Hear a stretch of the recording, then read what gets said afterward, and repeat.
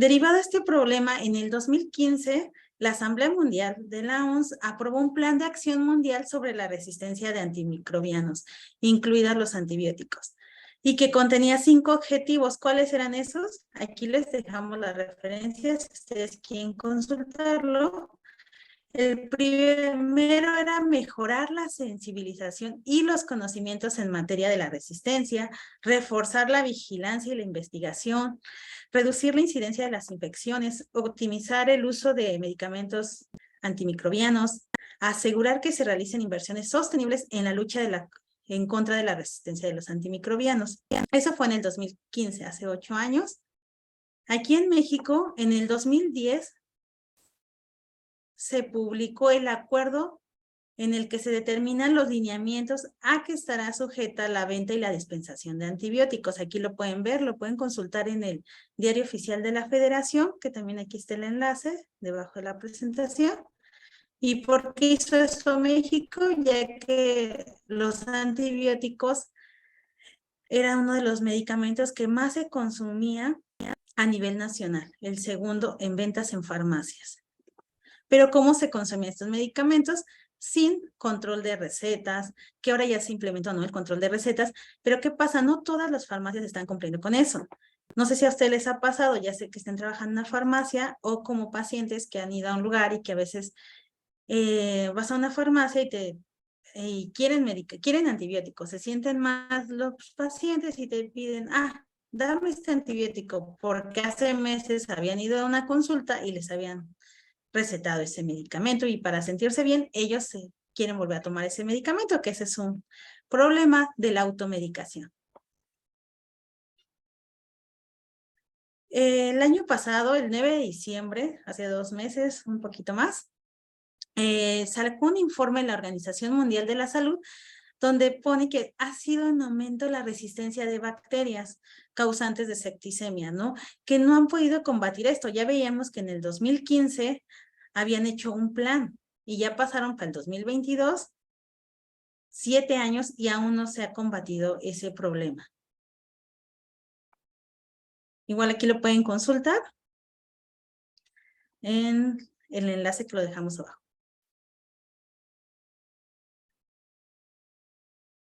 En México, cuando implementó el acuerdo de manejo de antibióticos, también creó una guía, que es la guía para la correcta dispensación de antibióticos. Viene paso a paso el ABC de cómo dispensar un antibiótico, cómo solicitar la receta, qué tienes que revisar en la receta. Eso lo pueden consultar, está en la página de COFEPRIS y es de acceso público. Igual cuando terminemos la sesión vamos a subir el video y en el canal de YouTube vamos a dejar todos los enlaces para que ustedes puedan ir a la guía de manejo de dispensación de antibióticos, a todos los artículos que antes habíamos mencionado.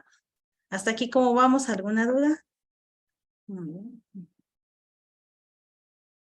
Ya hablamos un poquito de la introducción y la importancia. ¿Por qué tener un control estricto en los antibióticos? Por la resistencia.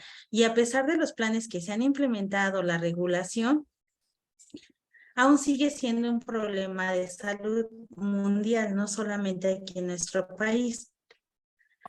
Pero esto lo tienen que hacer en conjunto tanto los dueños de las farmacias, los encargados. No sé si conozcan un sistema de SICAD que se llama, es un punto de venta. La ventaja que tenía ese punto de venta es que si tú le ponías que ese medicamento requería receta, no le permitía a los auxiliares de farmacia venderlo. Entonces tú ya ponías el bloqueo y para poder vender ese medicamento te pedía los datos del médico. Hasta que tú ingresabas los datos del médico, podías vender ese medicamento. ¿Y cuáles son estos requisitos para el control de acuerdo al suplemento? Aquí en México el suplemento para establecimientos dedicados a la venta de medicamentos que son las farmacias, nos pide que lo primero que tenemos que tener es el procedimiento. Para cumplir con la normatividad de una farmacia son otros requisitos, pero te maneja 24 procedimientos normalizados de operación y nos pide que tenemos que tener el procedimiento para el manejo de antibióticos. Tenemos que realizar el registro de entradas y salidas, tenemos que tener un sello fechador tenemos que registrar las recetas médicas, tener un control y que sea de manera consecutiva, si es la receta 1, después la receta 2. ¿Qué pasa? Cuando hay una auditoría, esto, aunque tú tengas, bueno, existen dos farmacias, ¿no? Las que tienen aviso de funcionamiento y las que tienen licencia sanitaria. Las que tienen aviso de funcionamiento, que solo manejan en este caso antibióticos, cuando tienes una verificación sanitaria, te revisan tus recetas, ¿no? Por ejemplo, ahí lo hacen de manera aleatoria, ok, y revisan las 150, ok, tienes que tener la rastreabilidad de todo lo relacionado con esa receta 150, qué medicamentos se dispensó, si tienes un saldo, si tenías 4, vendiste 2, cuánto tienes que tener, y todo es rastreable. Entonces, cuando tienes una verificación, es importante que ustedes tengan el control de estos medicamentos. ¿Y qué debe de incluir el PNO de antibióticos? Tiene que incluir tanto la adquisición, suministro, dispensación, registro de entradas y salidas. Les pongo un ejemplo. El sello fechador tiene que tener los datos de su establecimiento, de la farmacia donde están trabajando, el domicilio, la cantidad surtida, porque a veces hay medicamentos que tienen solo 6 tabletas, que tienen 12, y de acuerdo al tratamiento, a lo mejor el paciente requiere 20 tabletas, pues con una caja no es suficiente. Entonces, ustedes es importante que anoten la caja surtida. O a lo mejor en sus farmacias no tienen el suficiente medicamento y solo compran una, si es un surtido parcial o un surtido total. Y la fecha que se surtió ese medicamento.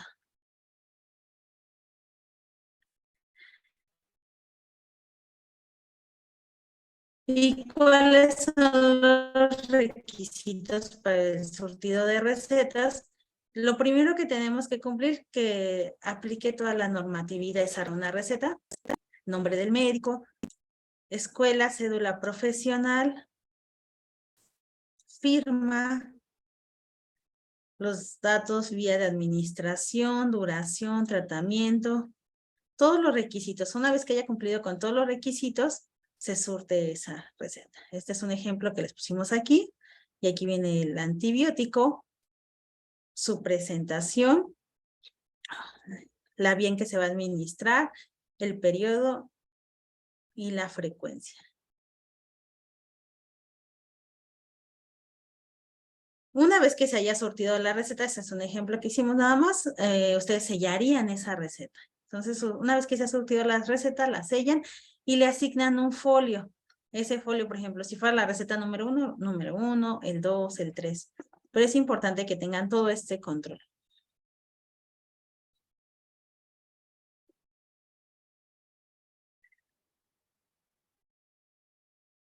¿Hasta aquí alguna duda? Los leemos en el chat, cualquier duda. ¿Y cuáles son los requisitos para el control? Habíamos visto que tienes que tener un PNO. ¿Y a qué se refiere con el registro de entradas y salidas? Conocemos los libros de control, ¿no? Para los medicamentos controlados. En este caso, puedes tener un libro de control para tus antibióticos. Este puede ser manual o electrónico. ¿Y qué puntos debe de cumplir? Tiene que tener la fecha de recepción, la razón social, el domicilio, el número de factura o comprobante, el número de piezas recibidas y finalmente el saldo. Estos son los requisitos que tú vas a agregar en tu formato para el registro de tus antibióticos, que marque el suplemento. De salida, ¿qué es lo que tenemos que tener? Tenemos que tener la fecha, el nombre del médico, el domicilio, número de cédula, la cantidad surtida, el saldo. Y en caso de que la salida de ese medicamento haya sido por proveedor, tendría que ser fecha de entrega, razón social y domicilio, folio y comprobante y motivo por qué se devolvió. Puede pasar. Normalmente las farmacias, cuando te entregan los medicamentos, ya sea en una caja o en una bolsa que viene sellada, tú no lo cuentas uno por uno, lo cuentas como por bulto o caja. Entonces, a lo mejor cuando estás revisando, no era el medicamento que tú requerías. Entonces puedes hacer la devolución con todo el trámite. Ellos te entregan un comprobante porque hiciste la devolución, porque tienes la factura. Entonces, si en la factura dice que tienes que tener, no sé, una factura tienes 3 y en otra factura 2, tienes que tener 5, pero devolviste 1, tienes que tener la justificación por qué lo devolviste. Y todo debe ser registrado de acuerdo a las buenas prácticas de documentación. Aquí les muestro un ejemplo de un libro del control de antibióticos, donde podemos ver, tiene la fecha, aquí está dedicado esta página, por ejemplo, aquí, no sé, lo dedicamos a clavulín, ¿no? Aquí ponemos clavulín, la presentación del clavulín y todo lo relacionado con eso. Su ingreso, si tuvimos 5, serían 5 aquí. Y en caso de que hubiéramos vendido, tendríamos que poner la receta aquí abajo, ¿no? Si ingresamos 5 y luego si vendimos 2, ¿cuál es nuestro saldo? En este caso aquí el saldo sería aquí, 3. Y así es como registramos en nuestro libro.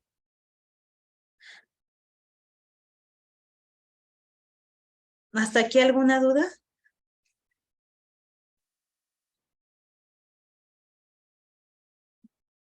Eso sería todo de nuestra parte. Aquí les dejamos la referencia, los invitamos a que consulten la guía para la dispensación de antibióticos. Todos los enlaces se los vamos a dejar en el canal de YouTube y también vean todo lo que aplica, ¿no? Y que hagamos conciencia de esta parte, ¿no? De la importancia del control de los antibióticos por el grado de que se genera, ¿no? La resistencia bacteriana, que es un factor muy importante. Esperamos que haya sido de su agrado. Les están compartiendo en el chat el canal de YouTube. Y les estaremos informando en nuestra página de los siguientes webinars que vamos a estar trabajando. Muchísimas gracias a todos. Nos vemos.